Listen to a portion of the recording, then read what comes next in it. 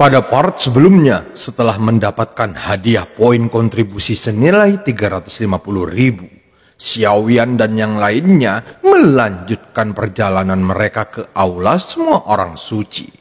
Xiaoyan sangat penasaran dengan pil keberuntungan khusus, sehingga dia meminta Zhonggu Daoxi menukarnya dengan poin kontribusi. Dalam sekejap, poin kontribusi hanya tersisa 150.000 di slip batu giok perintah Daoxi milik Zhonggu.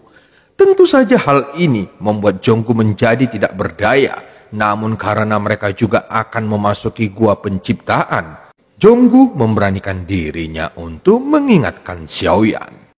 Untuk memasuki gua penciptaan juga membutuhkan beberapa poin kontribusi. Setidaknya senior harus menyisakan 100.000 poin kontribusi. Zhonggu segera mengirim pesan suara pada Xiaoyan saat ini. Mendengar ini, Xiaoyan mengangkat kepalanya, kemudian tatapannya menyapu banyak pilar batu di sekitarnya. Bagaimanapun, masih banyak hal di aula semua orang suci yang bisa membangkitkan minat Xiaoyan. Setelah melihat lagi ke arah pilar batu Buddha, nama Ning Yao benar-benar sudah tidak terdaftar di dalamnya. Xiaoyan kemudian mengalihkan pandangannya ke pilar batu yang berisi keterampilan bertarung seni bela diri. Sebelumnya Xiaoyan melihatnya sekilas, tetapi sekarang dia melihat langsung ke arah atas. Bagaimanapun, sebelumnya Xiaoyan tidak memiliki poin kontribusi yang cukup banyak. Meski begitu, Xiaoyan juga menyadari bahwa di sini ada keterampilan bertarung 82 tinju para dewa tingkat kuno. Dia kembali melihatnya lagi. Itu adalah keterampilan bertarung dari klan dewa asli, tetapi tingkat keterampilan bertarung ini bergantung sepenuhnya pada orang yang menggunakannya, dan hanya orang yang memiliki tubuh kuat yang dapat mengarahkan seluruh kekuatannya. Seperti halnya Xiaoyan sekarang yang menggunakan keterampilan bertarung 82 tinju para dewa. Adapun kekuatan yang tertera dalam pilar batu ini telah mencapai keterampilan bertarung tingkat kuno.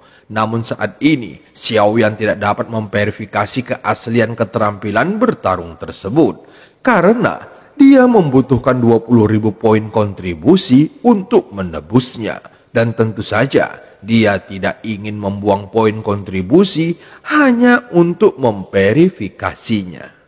Walaupun 20.000 poin kontribusi itu adalah nilai yang tidak begitu besar bagi mereka, namun bagi sebagian besar orang, itu merupakan nilai yang sangat besar. Bagaimanapun, mereka baru saja memperoleh 350.000 poin kontribusi di aula budak Dewa Suro.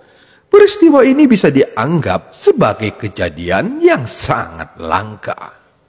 Namun jika Xiaoyan ingin menebus semua keterampilan bertarung di aula semua orang suci, maka dibutuhkan banyak waktu untuk mengumpulkan nilai poin kontribusi lagi. Keterampilan bertarung di pilar batu ini tidak diurutkan berdasarkan tingkatannya. Setiap keterampilan bertarung memiliki nilai yang berbeda-beda. Jadi secara alami, kebutuhan setiap orang berbeda-beda.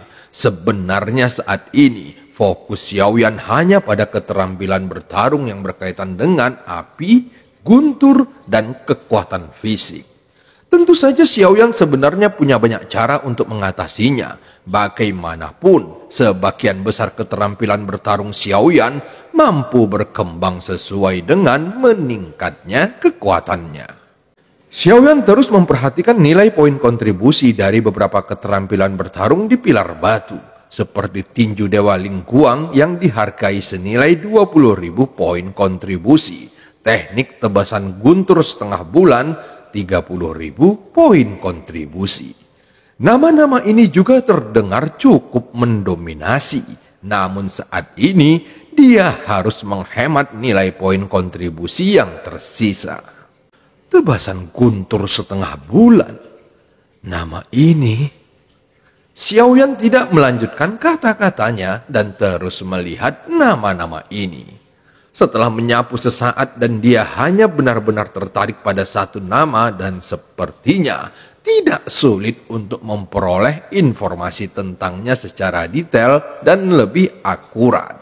Bagaimanapun, dia memiliki 3 jantung guntur dan seharusnya mereka familiar dengan teknik ini. Segera mata Xiaoyan beralih ke berbagai pilar batu lainnya. Faktanya, Xiaoyan juga menemukan bahwa jika dia ingin menukar sesuatu yang bernilai tertentu, maka nilai poin kontribusi yang dibutuhkannya tidaklah kecil. Meskipun sekarang mereka masih memiliki 150.000 poin kontribusi, namun jika dia ingin menukarnya dengan keterampilan bertarung atau senjata dan lainnya, maka poin kontribusi yang dibutuhkan masih kurang. Jadi untuk sementara, Xiaoyan hanya melihat dan mengamatinya. Pada saat ini Xiaoyan memandangi pilar batu yang berisikan senjata dan ada banyak jenis nama senjata. Namun nilai poin kontribusi yang dibutuhkan masih sangat tinggi. Segera Xiaoyan teringat dengan apa yang dikatakan Zhonggu sebelumnya, bahwa tidak banyak alkemis di dunia kuno dewa abadi dan iblis. Adapun alkemis yang kuat bahkan lebih jarang lagi, sehingga nilai obat mujarab di sini bisa dianggap cukup tinggi. Setelah mata Xiaoyan menyapu ke sekeliling lagi, dia segera menemukan pilar batu obat mujarab. Namun setelah melihat daftar pada pilar batu itu, Xiaoyan menjadi bingung. Bagaimanapun, Xiaoyan berasal dari dunia yang berbeda, sehingga nama obat mujarab di sini juga terdengar begitu asing baginya. Nama obat mujarab ini juga ditandai berdasarkan tingkatannya. Xiaoyan baru saja melihat obat mujarab tingkat dewa, dan nilai poin kontribusi yang diperlukan juga terukir di belakangnya. Obat mujarab ini dihargai 20.000 poin kontribusi. Sebenarnya harganya tidak terlalu mahal. Hal ini mungkin karena ada beberapa masalah dengan kualitas obat mujarab tingkat dewa ini. Memikirkan hal ini, Xiaoyan sedikit menyipitkan matanya karena segala sesuatu yang ada di sini terlihat sangat mempesona. Meskipun Xiaoyan ingin menukarnya, namun poin kontribusi yang dibutuhkan masih cukup besar. Apalagi sejauh ini, sepertinya tidak ada yang benar-benar mengejutkannya. Zhonggu, apakah hanya ini yang ada di aula semua orang suci? Xiaoyan segera mengirimkan pesan suara lagi kepada Zhonggu. Mendengar ini, Zhonggu berpikir sejenak, kemudian dia langsung bergegas membawa Xiaoyan dan yang lainnya untuk terus bergerak maju. Tepat ketika mereka sampai di belakang pilar batu sebelumnya, tiba-tiba ada pilar batu yang tersembunyi memancarkan cahaya berwarna-warni. Melihat itu, Xiaoyan mengangkat alisnya sedikit. Di pilar batu ini juga terukir berbagai informasi yang detail. Bahkan ada barang-barang yang berada di belakang pilar batu berwarna-warni, namun itu disegel dalam sepotong kristal. Adapun harta karun ini adalah King Mingye yang memiliki kekuatan segel yang kuat dan dapat mengguncang makhluk abadi. Itu dihargai dengan 50.000 poin kontribusi. Tungku iblis 9 putaran, 70.000 poin kontribusi. 10 pil ajaib tingkat dewa, 100.000 poin kontribusi. Selain itu masih banyak potongan gambar yang tersisa. Bahkan ada banyak petunjuk tentang gua penciptaan, dan untuk memasukinya dibutuhkan setidaknya 20.000 poin kontribusi. Adapun barang-barang di pilar batu berwarna-warni ini adalah semua hal teratas di aula semua orang suci. Namun saat melihat nilai poin kontribusi yang dibutuhkan, maka itu sudah dapat menjelaskan bahwa ini bukanlah sesuatu hal yang biasa. Xiaoyan sebenarnya sangat tertarik dengan hal-hal ini. Namun sayangnya dia tidak memiliki ramuan tambahan yang ingin disempurnakan oleh nomor 4. Aku ingin tahu apakah aku dapat menukarnya dengan poin kontribusi di sini, atau menukarnya dengan barang yang ada di pilar batu berwarna-warni ini. Xiaoyan bergumam di dalam hatinya. Segera matanya tertuju pada bagian bawah pilar batu dan tampak berbagai slip batu giok dengan sisa catatan sederhana yang berisi pemikiran asal mula jiwa yang hilang. Mata Xiaoyan terfokus padanya dan jiwa Jin Tian ini dihargai 50.000 poin kontribusi. Asal mula jiwa. Melihat itu, Xiaoyan tiba-tiba memiliki cahaya terang di matanya. Bagaimanapun, kekuatan jiwanya telah stagnan untuk waktu yang lama. Meskipun dia memiliki kekuatan jiwa dari jiwa Gua Void, tetapi itu masih tidak bisa dibandingkan dengan aslinya. Tepat saat mata Xiaoyan terus menyapu, tiba-tiba dia melihat sesuatu lagi, dan itu tertulis bahwa atasan dan bawahanmu akan disegel dengan pembatas. Dan ini adalah jari daci. Adapun benda itu dihargai 150.000 poin kontribusi. Melihat itu, Xiaoyan ingin menggerakkan pikirannya, namun saat ini dia tidak bisa langsung memberitahu Goyan yang berada di ruang lingsu pagoda emas. Bagaimanapun, dia tidak memiliki banyak poin kontribusi di tangannya sekarang.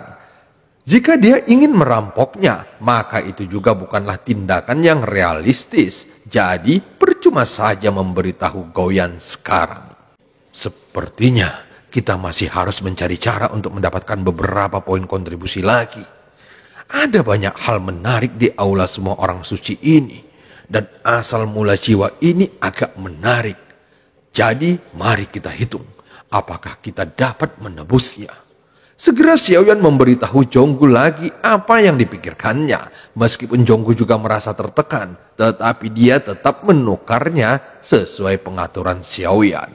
Segera seorang pria maju membawa kotak sebening kristal. Kemudian dia bisa melihat tablet batu giok yang tidak beraturan. Samar-samar, Xiaoyan dapat melihat banyak karakter misterius di dalamnya. Zhonggu Douxi, tablet batu giok ini mengandung kekuatan jiwa yang kuat, dan itu dapat mengganggu pikiran orang. Jadi kuharap kamu berhati-hati saat membukanya. Pria itu segera menyerahkannya kepada Zhonggu. Mendengar itu, Zhonggu mengangguk sedikit. Di bawah tatapan beberapa mata, dia langsung memasukkannya ke dalam cincin penyimpanannya. Sekarang poin kontribusi hanya tersisa 100.000. Menurut apa yang dikatakan Zhonggu, dibutuhkan sejumlah poin kontribusi untuk bisa memasuki gua penciptaan. Oleh karena itu, Xiaoyan tidak lagi melihat ke pilar batu dan langsung mengajak Zhonggu pergi. Zhonggu, ayo kita langsung ke gua penciptaan, kata Xiaoyan. Bagaimanapun pada pertarungan dengan Tianxun sebelumnya, Xiaoyan hampir mencapai batas kemampuannya. Dia juga sudah mendapatkan banyak informasi sekarang. Sehingga Xiaoyan ingin pergi ke gua penciptaan untuk melihat apakah pil keberuntungan khusus ini dapat membantunya menerobos ke langkah ke-6 keabadian Kaisar dengan cepat. Dan cerita pun berakhir. Sampai ketemu di part selanjutnya.